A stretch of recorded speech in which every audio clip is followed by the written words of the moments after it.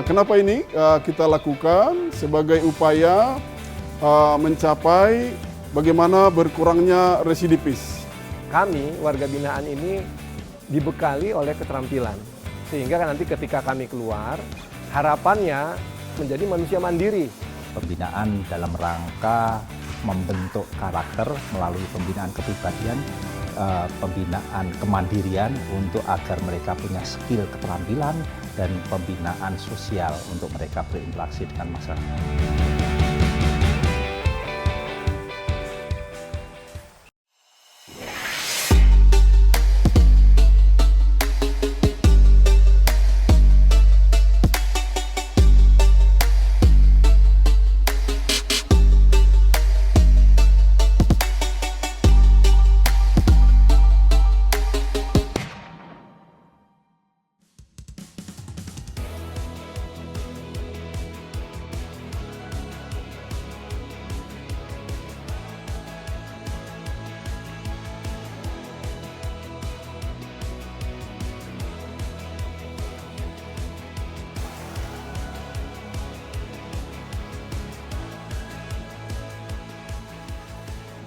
Sebenarnya ada perubahan dalam undang-undang, sekarang Undang-Undang Nomor 22 tahun 2022. Dalam pasal 38-nya diberi satu. Jadi kan ada konsep bahwa bukan hanya menghukum, tapi lembaga permasyarakatan juga menjadi tempat pembinaan dan mendidik.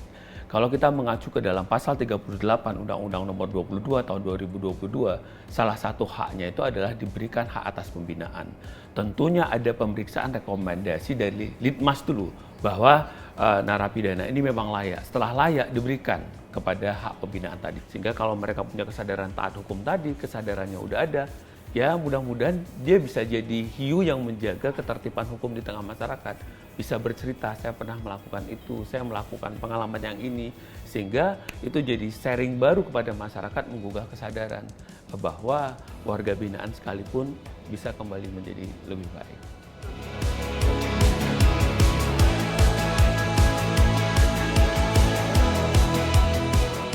Warga binaan setelah menjadi narapidana berdasarkan putusan pengadilan dan sudah disahkan dengan adanya kutipan putusan dan juga sudah dieksekusi oleh kejaksaan, maka statusnya beralih dari tahanan menjadi narapidana. Nah, setelah mereka menjadi narapidana, tentunya ada tahap-tahap yang dilakukan. Ya tentunya ada assessment terkait dengan apa, terkait dengan potensi, minat, bakat yang dibutuhkan oleh narapidana. Dari situ baru kita melakukan program. Yang bersangkutan programnya tepatnya apa. Tapi yang pasti pembinaan yang diberikan kepada narapidana itu ada dua jenisnya. Pembinaan kepribadian dan pembinaan kemandirian. Kalau pembinaan kepribadian mungkin lebih pada mengarahkan mereka secara mental, ya, spiritual untuk kembali ke masyarakat, mempersiapkan diri untuk kembali ke masyarakat. Yang utama adalah yang bersangkutan menyadari kesalahan yang sudah dilakukan, yang secara hukum dinyatakan bersalah, ya, dan tidak mengulanginya kembali. Beberapa pendidikan kepribadian itu kan salah satunya adalah pendidikan keagamaan, ya, menyadari sesuai dengan agama dan kepercayaan masing-masing, khususnya terkait dengan pelatihan. Nah, ini kita kembali ke pembinaan kemandirian.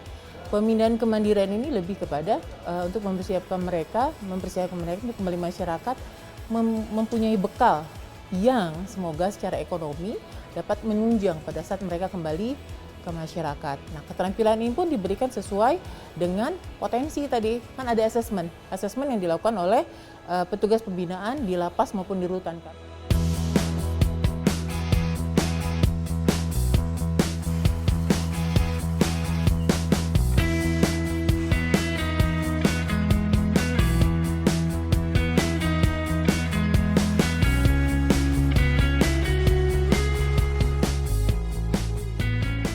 Pas di assessment, ya, petugas pembinaan kita di assessment diarahkan mereka bakatnya kemana. Terus nanti akan ada sidang TPP, sidang tim pengamat pemasyarakatan. Ya, di sidang tim pengamat pemasyarakatan di sana juga dirapatkan atau didiskusikan yang bersangkutan narapidana A misalnya. Oke, dia cocok untuk misalkan pelatihan mebeler. Tapi sekali lagi Mbak, pembinaan kemandirian di dalam lapas juga pasti kan melihat satu, kondisi, dua, kearifan lokal.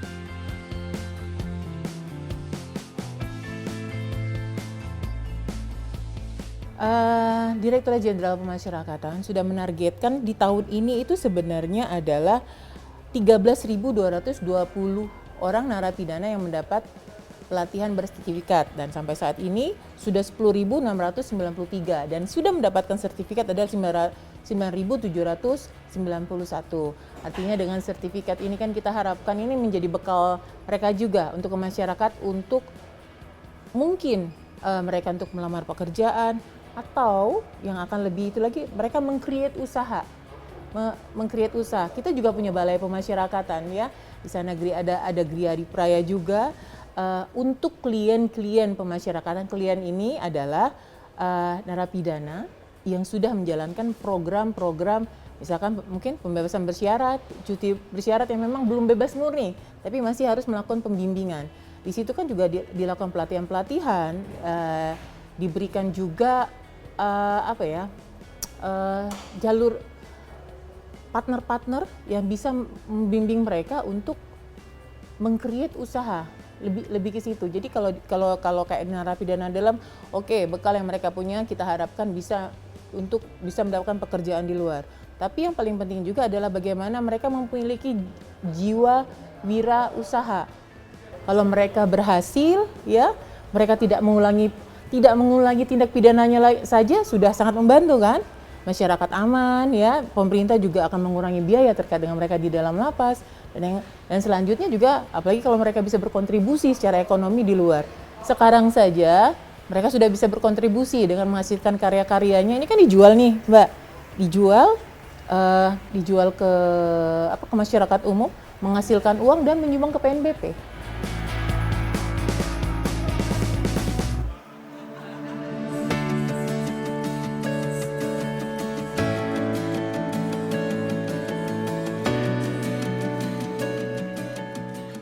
Manfaatnya banyak sekali Kak, jadi ya bisa itu salah satunya untuk mencari uang ya, biar nggak bingung nih mau kerja apa. Biasanya kan kalau keluar itu kan kita bingung dan nggak banyak masyarakat yang mau menerima kita. Jadi kita buka usaha sendiri kan bisa dengan modal yang tidak begitu banyak.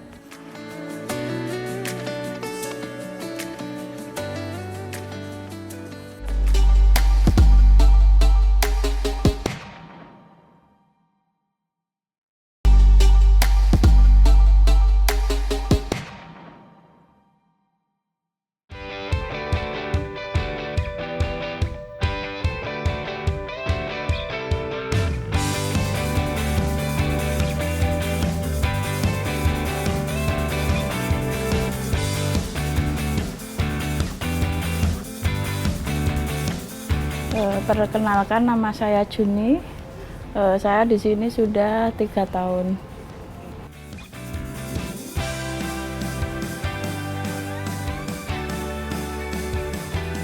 Sebelumnya di luar saya sudah bisa membatik dan kebetulan di sini juga ada pelatihan, jadi saya ikut pelatihan itu untuk memperlancar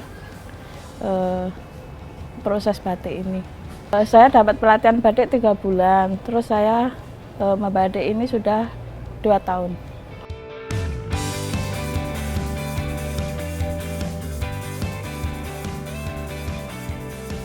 Nama saya Via, saya di sini udah 2 tahun. Di luar saya belum pernah bisa batik, baru di sini. Dengan batik saya bisa nyalurin bakat seni saya, terus senang sih saya di dunia batik juga. Manfaatnya waktu berasa berjalan cepat di sini.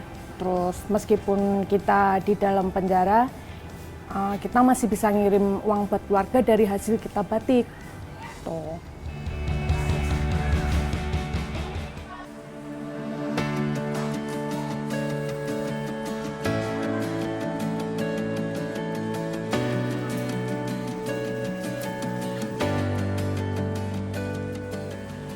Kami di sini peminat paling banyak teman-teman di sini adalah menjahit, kemudian rajut, dan membatik.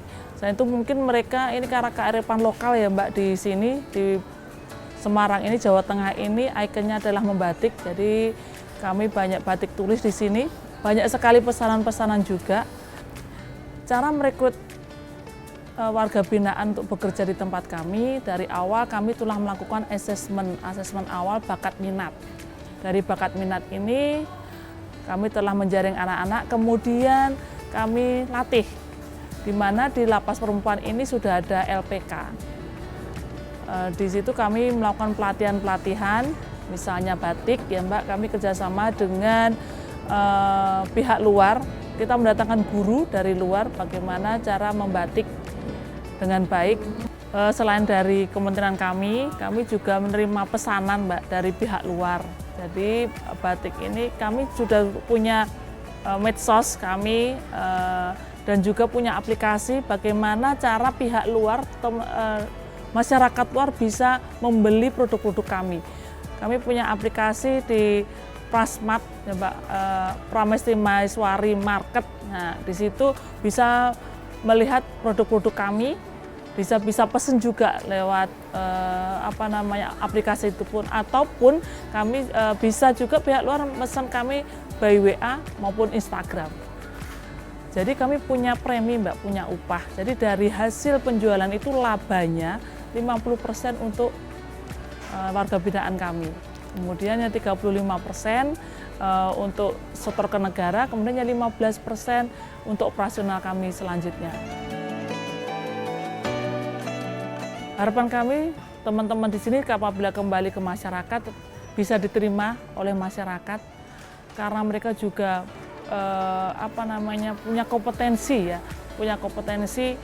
di mana kami selain kegiatan di sini kami juga punya sertifikat Mbak. Jadi kami kan sudah LPK. LPK itu menghasilkan sertifikat yang sudah diakui oleh pemerintah, sertifikat kami, dan bisa kerja selain dia kerja mandiri di rumah, bisa bekerja di orang lain. Saya yakin kalau teman-teman di sini mau serius dan benar-benar dia nggak kalah kok dengan teman-teman kita yang di luar. Gitu. Jadi saya harap teman-teman tidak akan kembali lagi di sini, dia bisa berkarya lagi di luar, bisa menghidupi dirinya sendiri maupun keluarganya.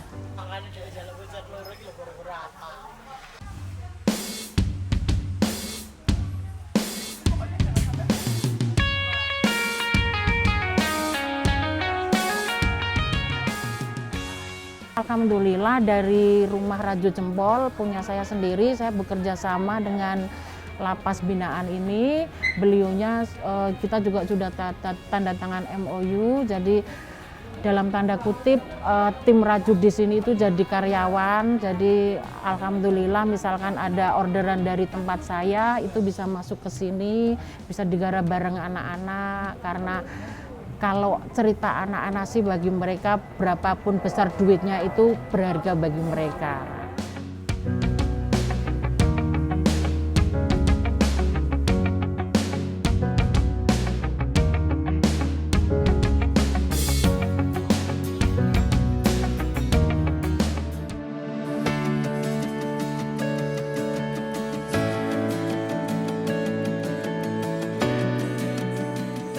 Manfaatnya banyak sekali Kak, jadi ya bisa itu salah satunya untuk mencari uang ya, biar nggak bingung nih mau kerja apa. Biasanya kan kalau keluar itu kan kita bingung dan nggak banyak masyarakat yang mau menerima kita.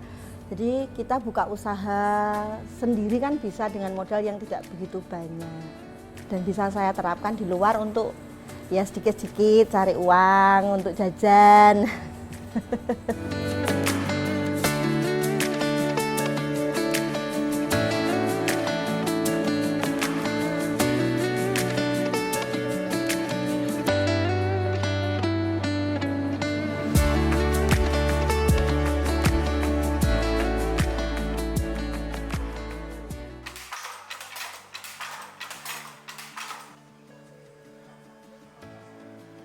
Kalau untuk membuat satu ulos sih saya bisa, cuman ya kan kalau memang pemula ya kan dia tidak sebagus yang profesional itu ya kan. Saya masih awal lah, tapi kalau untuk dasar-dasarnya saya bisa gitu.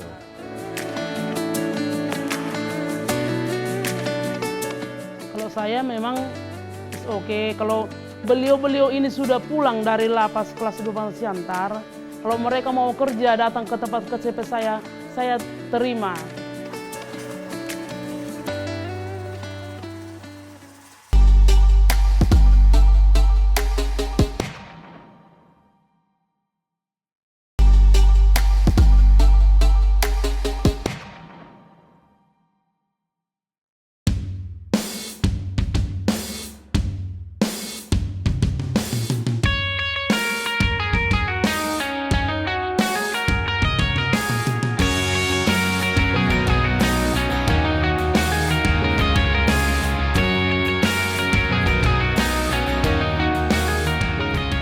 Jadi saat ini di Sumatera Utara UPT pemasyarakatan ada 42, 39 diantaranya adalah lapas dan rutan.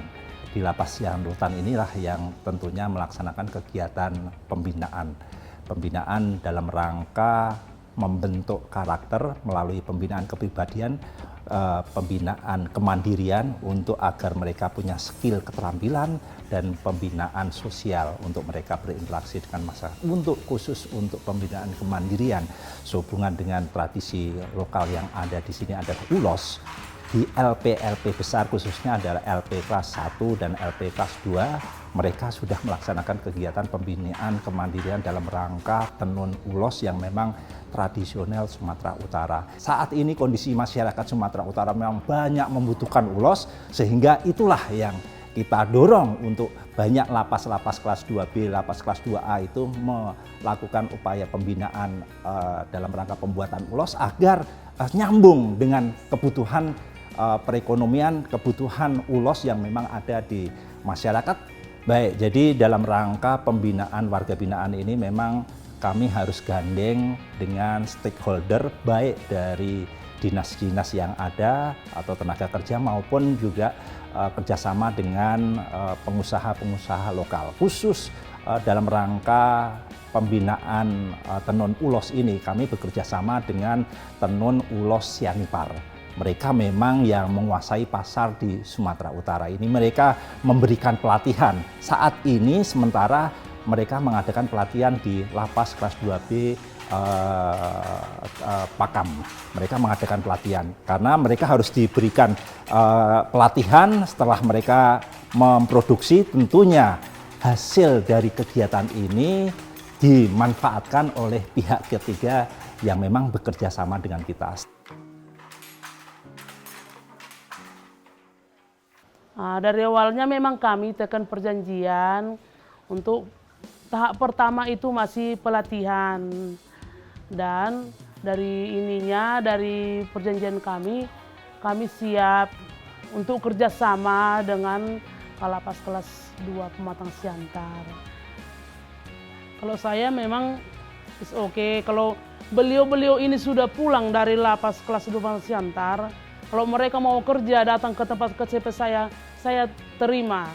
Karena memang di sini pun sudah saya lihat kualitasnya memang untuk maju.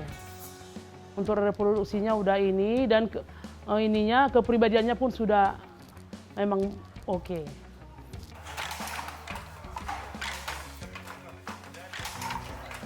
Saya sudah belajar ulos di sini selama 3 minggu. Dan saya pertama kali disuruh untuk guru saya untuk melandas pola dasar, ya kan, selama seminggu. Tapi karena saya pun memang niat belajar, saya dikasih waktu cuma sekitar 5 hari aja. Habis itu dikasih bentuk pola. Pola itu macam-macam, yang ada bintang, kudus, bunga, tikar, segala macam lah yang ngasih guru. Jadi saya buat sebagai arahan dari guru.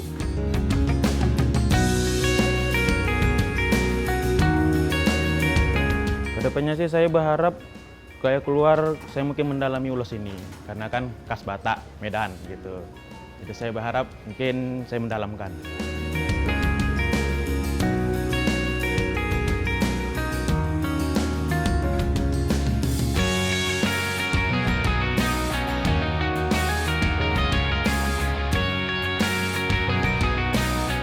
Ya, dulunya saya di luar tidak pernah membuat ulus.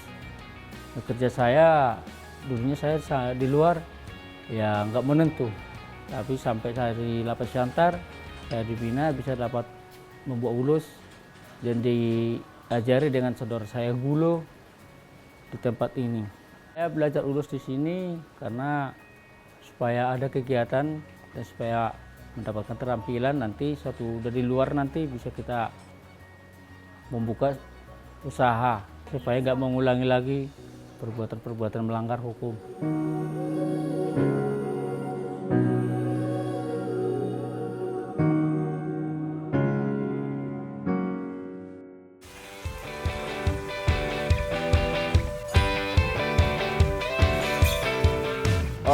Kami melakukan beberapa pelatihan, yaitu mulai dari mebeler, perbengkelan,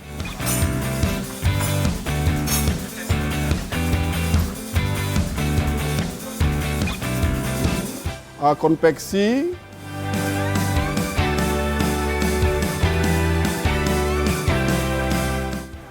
percetakan paving block,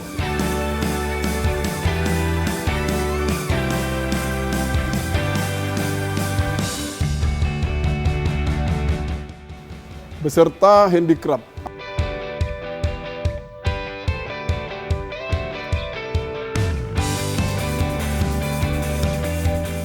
Kenapa ini kita lakukan? Sebagai upaya mencapai bagaimana berkurangnya residivis, meningkatkan pelayanan, memberikan keterampilan dan skill kepada warga binaan, sehingga ketika mereka nanti bebas, mereka memperoleh keterampilan baru yang tentunya ini bisa nanti membawa mereka mencapai tujuan daripada pemasyarakatan, yaitu bagaimana menciptakan manusia mandiri. Tentunya kami ingin menunjukkan kepada masyarakat melalui membangun kepercayaan publik kepada kami, ya, yang tadinya mungkin bahwa rutan itu sebagai sekolah kejahatan atau yang tadinya maling ayam jadi maling mobil, nyatanya memang bisa juga kita lakukan kepada mereka dengan melalui pelatihan-pelatihan yang kecil, tapi tentunya ini nanti akan membawa mereka ke arah yang besar, ya. Di rutan ini kami melakukan pelatihan. Ke depan mereka dengan membangun inovasi kami, yaitu membuat koperasi, nanti mereka akan bisa kita modali melalui koperasi itu. Jadi ketika di sini dia berlatih, pulang dia nanti dibekali dengan modal dari koperasi kita, mereka akan bisa menjadi pengusaha-pengusaha kecil yang kita sering sebut dengan UMKM. Jadi warga binaan kita juga apabila kita berikan kesempatan, kita berikan ruang, mereka juga bisa sama seperti dengan manusia-manusia yang di luar, berkarya untuk negeri kita, ya.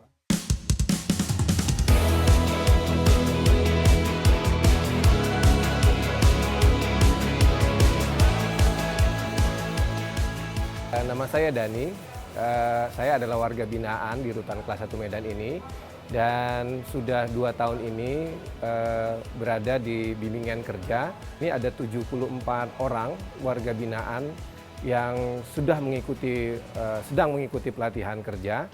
Kami ingin mengucapkan terima kasih dulu yang sebesar-besarnya kepada Bapak Menteri Hukum dan HAM melalui jajarannya Pak Karutan dan jajarannya di sini karena memberikan keleluasaan buat kami pada warga binaan ini untuk beraktivitas di sini.